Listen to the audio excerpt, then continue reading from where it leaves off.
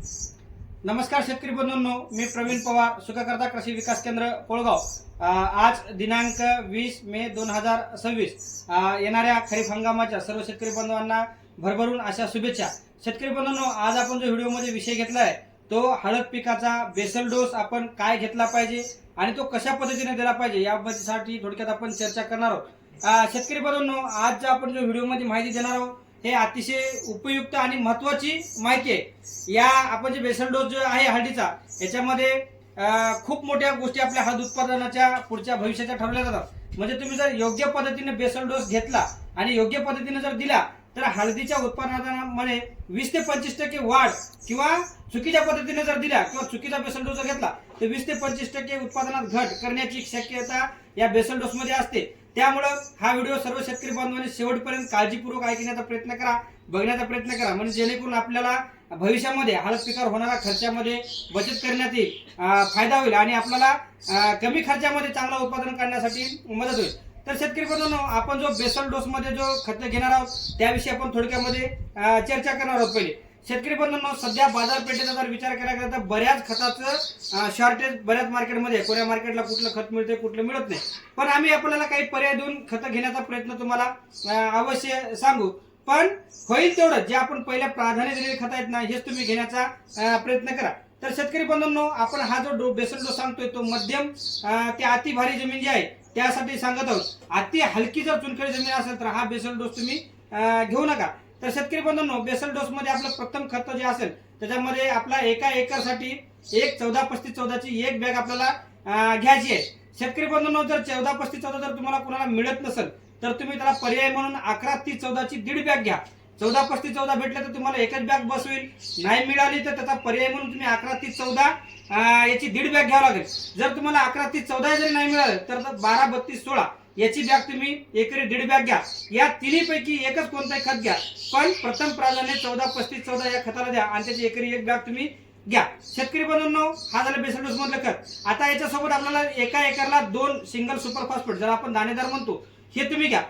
साधं जरी दाणेदार तुम्ही घेतला चांगल्या ब्रँडेड कंपनीचं तर चालेल, जसं ग्रोमरला आम्ही विशेष प्राधान्य देतो। ग्रोमरचं जर तुम्ही साधं जरी दाणेदार खत घेतलं सिंगल सुपर फॉस्फेट तर ते 2 बॅगा लागतील। एक लक्षात घ्या, आपण बेड पाडण्याच्या आधी किंवा पेरणी करण्याच्या अगोदर दाणेदारच्या एकरी 2 बॅगा फेकूनच बेड मारा किंवा पेरणीला सुरुवात करा। आणि 14-35-14 हे खत आहे हे तुम्हाला बेडवर टाकायचंय आणि त्याच्यासोबत दुसरे लागणारे जे खत आहेत त्याच्यासोबत आपण थोडकी चर्चा करू। त्याच्यामध्ये सगळ्यात महत्त्वाचा गोष्ट जे तिसरं खत आहे शेतकरी बंधूंनो, ते वेदांत कंपनीचं सॉइल मास्टर हे खत तुम्हाला घेणं अतिशय आवश्यक आहे। कारण सध्याच्या जर परिस्थितीचा विचार करायला गेला तर वातावरणातले जे बदल आहेत आणि जमिनीतला डिस्टर्ब झालेला ऑर्गॅनिक कार्बन आणि इलेक्ट्रिक कंडक्टिव्हिटी पीएच ह्या ज्या गोष्टी डिस्टर्ब झाल्या आहेत, म्हणजे योग्य हवे तसं नसल्यामुळे आपल्याला याच्यावर योग्य पद्धतीने उपाययोजना करून आपल्याला चांगलं जर उत्पादन घ्यायचं असेल तर वेदांत कंपनीचं सॉइल मास्टर घेणं गरजेचं आहे। सॉइल मास्टर ही रायझोस्फियर टेक्नॉलॉजीवर काम करणारं ग्रानुल खत आहे। याच्यामध्ये बहुसंख्य प्रकारचे खत कंपनीने दिले, म्हणजे आपण जो पण बेसल डोस दिलाय ते पुरेपूर काम करून घेण्यासाठी आणि पिकाची हेल्थी वाढ करण्यासाठी सॉइल मास्टर गरज आहे। याच्यामध्ये शेतकरी बंधूंनो, उच्च दर्जाचा आपल्याला कंपन्या सीवीड दिलेले आहेत, प्रोटीन दिलेले आहेत, हायड्रोक्सिलेट दिलेले आहेत, ह्युमिक ऍसिड दिलेले आहेत असं, आणि याच्या व्यतिरिक्त कॅल्शियम वगैरे किंवा काही जैविक बुरशी आणि काही जीवाणू याच्यामध्ये कंपनीने टाकलेल्या सुप्तावस्थेमध्ये असतात। जेव्हा तुम्ही जमिनी टाकतात ते जीवाणू बुरशी ऍक्टिव्ह होतात आणि आपल्या भविष्यामध्ये आपल्या खताचा जो उपयोग करून घेण्यासाठी जे आपल्याला फायद्याची गोष्ट आहे ते सॉइल मास्टर मधून आपल्याला घेणं गरजेचं आहे। तुम्ही प्रत्येक बेसल डोस मध्ये तुमच्याकडे शेणखत असले किंवा नसले दिलेले तरी तुम्ही सॉइल मास्टर एकरी 20 किलो देण्याचा प्रयत्न करणं गरजेचं आहे। शेतकरी बंधूंनो, याच्या नंतरचं जे आपलं प्रोडक्ट जे आहे ते शेतकरी बंधूंनो रिका गोल्ड नावाचं प्रोडक्ट आहे। शेतकरी बंधूंनो, स्वरूप कंपनीचं मायक्रोराइज आहे। हा मायक्रोराइजच तुम्ही घेण्याचा प्रयत्न करा। एक लक्षात घ्या शेतकरी बंधूंनो, आपण जे पण प्रोडक्ट सांगतो ना त्याच कंपन्याचे घेण्याचे प्रयत्न करा। याच्या मागलं कारण म्हणजे आमच्या अनुभवाच्या आधारे दरवर्षी सगळ्यात चांगले रिझल्ट देणारे प्रोडक्ट, चांगल्या कंपन्या असलेलेच आम्ही प्रोडक्ट सांगण्याचा प्रयत्न करत असतो। हे रिका गोल्ड नावाचं जे प्रोडक्ट आहे ते शेतकरी बंधूंनो ROC टेक्निकवर काम करते। अतिशय दर्जेदार क्वालिटीचा मायक्रोराइज आहे। बऱ्याच कंपन्याकडे मायक्रोराइज आहे पण त्याची क्वालिटी चांगली असेल, तुम्हाला अनुभवाची असेल तरच तुम्ही वापरा, नाहीतर तुम्ही रिका गोल्डला प्रथम प्राधान्य द्या। शेतकरी बंधूंनो, हे 7 pH पर्यंत सुद्धा आपल्या जमिनीमध्ये रिका गोल्ड काम करते आणि याचा जे पर ग्राम व्हिजिबिलिटी आहे ते खूप चांगली असल्यामुळे आपल्याला जमिनीत दिलेला जो फॉस्फरस आहे, कारण सर्वात महत्त्वाचा सुरुवातीच्या अवस्थेमध्ये पिकाला जो फॉस्फरस अपटेकिंगचा जो प्रॉब्लेम येतो म्हणजे पिकाला मुळी कमी असते, टेम्परेचर जास्त असते आणि आपण दिलेले खतं लवकरात लवकर उचलण्यासाठी, पिकाच्या लवकरात लवकर मुळ्या वाढवण्यासाठी रिका गोल्डचा अतिशय फायदेशीर वापर करून घेणं गरजेचं आहे. याचं प्रमाण शेतकरी बंधूंनो एकरी 1 बॅग द्यायचे. हे 4 किलोची बॅग आहे. आपण खतं दिले किती, त्याच्यापेक्षा पिकानं खतं खाल्ले किती हे तितकाच महत्वाचा विषय आहे. त्याच्यानंतरचं जे प्रोडक्ट आहे शेतकरी बंधूंनो, तर ते आपलं सुमोटोमो कंपनीचं युनिको नावाचं प्रोडक्ट आहे. शेतकरी बंधूंनो, या वर्षीचं जे वातावरण आहे ते आपल्याला बरेच जे हवामान तज्ञ आहेत ते पाण्याचा जे वापर आहे, या वर्षी जे पावसाळा आहे तो कमी सांगताय.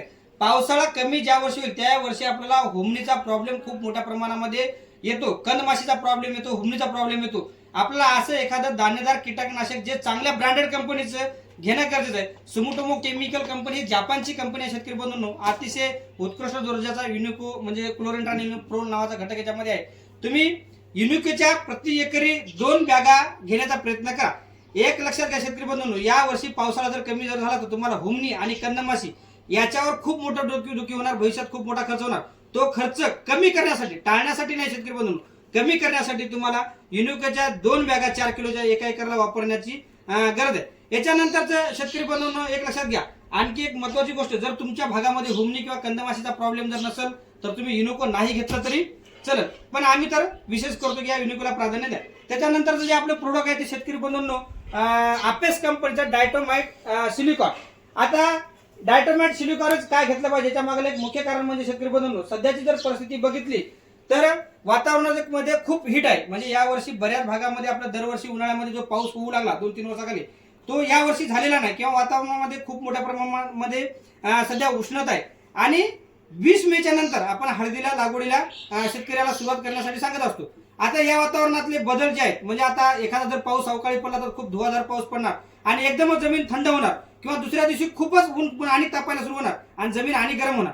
म्हणजे वातावरणातले जे ट्रेस आहेत हे पिकावर जाणवणार. म्हणजे आपली हळद पिवळी निघणं किंवा आपली हळद जमिनीतच नासून जाणं किंवा जमिनीतून हळद निघण्याला खूप उशीर होणं, ह्या गोष्टी ज्या आहेत, वातावरणातले ट्रेस जे आहेत, ज्याला आपण अबायोटिक ट्रेस म्हणतो, या ट्रेसमधून पीक हळद सुरक्षित आपल्याला बाहेर काढण्यासाठी आपल्याला डायटोमाइट सिलिकॉन घेणं अतिशय गरजेचं आहे. आपण आपेस कंपनीचं डायटोमाइट सिलिकॉन वापरलंय.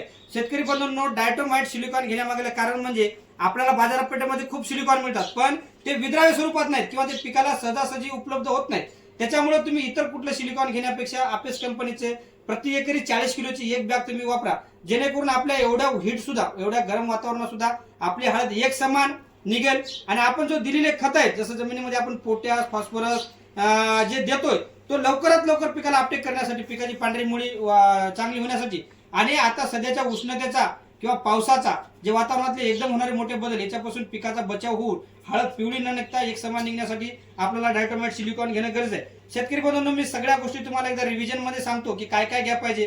तर एकरी 14-35-14ची 1 बॅग, नाही मिळाली तर 11-30-14ची 1.5 बॅग, ती नाही मिळाली तर 12-32-16 याची 1.5 बॅग. पण प्रथम प्राधान्य तुम्ही 14-35-14ला द्या. एकरी 1 बॅग 14-35-14. दुसरं जे खत आहे शेतकरी बंधूंनो, त्याच्यामध्ये वेदांत कंपनीचं सॉइल मास्टर अतिशय महत्वाचं, तुमच्या बेसल डोस मधला अविभाज्य हा घटक आहे, हा तुम्हाला घेणं अतिशय गरजेचंच आहे. याचं प्रमाण एकरी 20 किलो घ्यायचं आहे. त्याच्यानंतर रिका गोल्ड जे आहे, हा मायक्रोरायझा आरोशी टेक्निकवरचा असलेला आमच्या जे अतिशय आपण जे नियोजन करतो त्यामधला विश्वासाचा प्रोडक्ट, याचं प्रमाण एकरी 4 किलो घ्या. युनिको जे सुमोटोमो केमिकल कंपनीचं आहे, जे जापानची कंपनी, याचे 2 पॅकेट घ्यायचे आहेत 4 किलोचे एका एकरला. आणि डायटोमाइट सिलिकॉन जे आपेस कंपनीचं आहे, याची 1 बॅग एका एकरसाठी 40 किलोची 1 बॅग घेण्याची प्रयत्न करा. शेतकरी बंधूंनो, आपण जी माहिती दिली, आपण जे सांगलेले प्रोडक्ट आहेत, आमच्या दरवर्षीच्या अनुभवातून जे आम्हाला अतिशय उत्कृष्ट क्वालिटीचे प्रोडक्ट वाटतात, त्याच प्रोडक्टची आम्ही शिफारस करतो. आणि जे प्रोडक्ट आम्ही अनुभवलेले आहे त्याची रिझल्ट क्वालिटीमध्ये कोण कंपनी कॉम्प्रोमाइज करत नाही, यासाठी आम्ही हे प्रोडक्ट सांगतो. शेतकरी बंधूंनो, या वर्षी निविष्टीमध्ये खूप किमतीमध्ये वाढ झाल्यामुळे आपल्याला खर्चावर नियंत्रण ठेवणं गरजेचं आहे. त्यामुळे तुम्ही निविष्ठा घेतेवेळेस कंपन्याचा क्वालिटीचा विचार करून घेण्याचा प्रयत्न करा. 20 मेच्या नंतर शेतकरी बंधूंनो, तुम्ही हळद लागवडीला सुरुवात करू शकता. ज्या शेतकऱ्याकडे पाण्याची मुबलकता आहे, व्यवस्थित नियोजन आहे, त्यांनी तुम्ही 20 मेच्या नंतर हळदीची लागवड करायला सुरुवात करायला काही हरकत नाही. आणि हा बेसल डोस, आता बरेच शेतकरी काय म्हणतील की आता एवढ्या उन्हामध्ये आम्ही खतं देणार नाही, एकदम चुकीची पद्धत आहे शेतकरी बंधूंनो. आपण जे पण माहिती सांगतो अनुभवाच्या आधारे सांगतो. प्रत्येक गोष्टी मागे एक शास्त्र असल्याशिवाय आपण कुठली माहिती देत नाही. तुम्ही खत टाकल्याशिवाय बेसल डोस भरल्याशिवाय हळदीची लागवड करू नका. हा तुमचा सगळ्यात महत्वाचा गोष्ट आहे. तुम्ही आज हळद लावशाल आणि 20 दिवसानंतर खत देतो, 10 दिवसानंतर खत देतो किंवा पाणी पडल्याच्या नंतर खत देतो असं तुम्ही डोक्यात बिलकुल घेऊ नका. तुम्ही खत देण्याला पहिले प्रथम प्राधान्य द्या, दाणेदार टाकूनच बेड मारा आणि बेसल डोस टाकल्याच्या नंतरच तुम्ही लागवड करा. ह्या गोष्टी सगळ्यात महत्वाचं लक्षात घ्या. आपण हळदीचं अंतर आणि हळदीची लागवड आणि बेसल डोस आपण जमिनीमध्ये कसा टाकायचा, तो कसा विस्कटून द्यायचा, कारण एवढ्या आपण जे निविष्ठा घेतल्या त्या पुरेपूर उपयोग देण्यासाठी त्याची देण्याची सुद्धा पद्धत तेवढीच महत्वाची असते. ह्या गोष्टीचा आपण एक नंतर व्हिडिओ करून त्याच्यामध्ये सविस्तर माहिती देण्याचा प्रयत्न करू आणि तो पण व्हिडिओ तुम्ही आवर्जून बघा. नुसतं तुम्हाला जर असं वाटत असेल आम्ही भारी भारी निविष्ठा घेतल्या आणि खर्च केला म्हणजे उत्पादन होते, तर असं नाही. शेतकरी बंधूंनो, प्रत्येक निविष्ठा देण्याची सुद्धा एक पद्धत आहे, हळद लागवडीची सुद्धा पद्धत आहे, अंतराची पद्धत आहे. त्याविषयी आपण एक सविस्तर व्हिडिओ दुसरा देण्याचा प्रयत्न करू. धन्यवाद.